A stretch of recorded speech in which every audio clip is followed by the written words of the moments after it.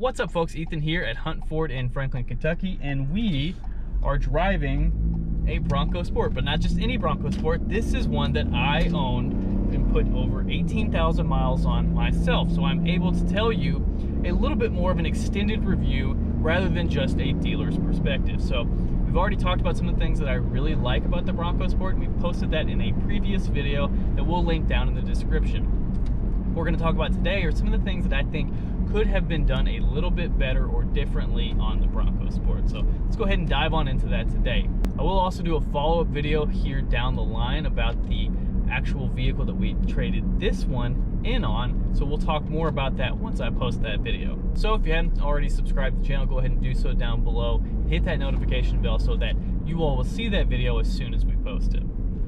All right, so one of the biggest things that I wish could have been done differently with the Bronco Sport is that I wish they would have given the ability to change to that 2.0 4-cylinder to all of the trim levels.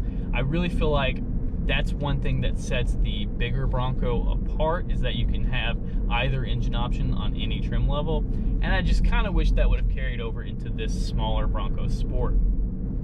Even if the engine option wasn't available, having the ability to change to the off-road tires would have been pretty nice too. The 3-cylinder is really capable in and of itself, but having that extra horsepower and that little bit of extra oomph kind of would make this a lot better, in my opinion, as well as having some of those features like the 4-wheel drive lock and the different GOAT modes.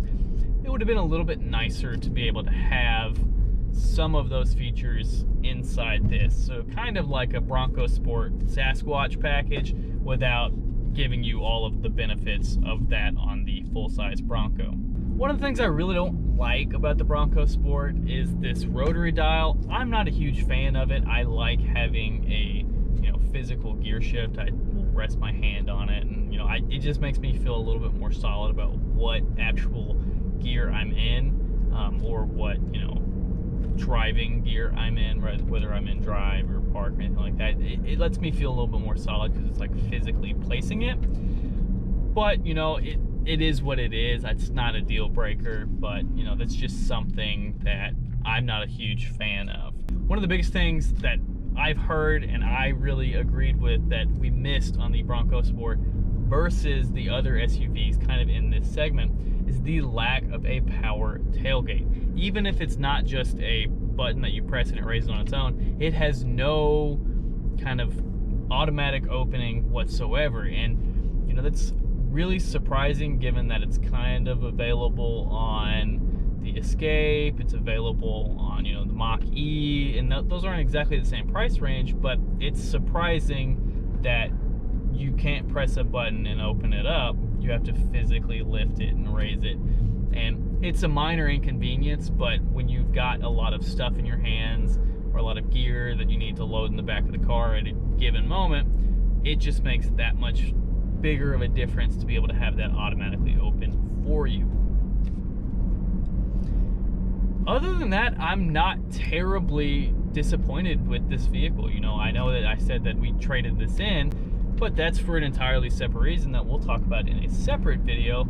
If you can guess why we traded it in, go ahead and let us know down in the comments. And one of the final things that I wasn't extremely pleased about while we were driving this for such a long time is just the noise level at times.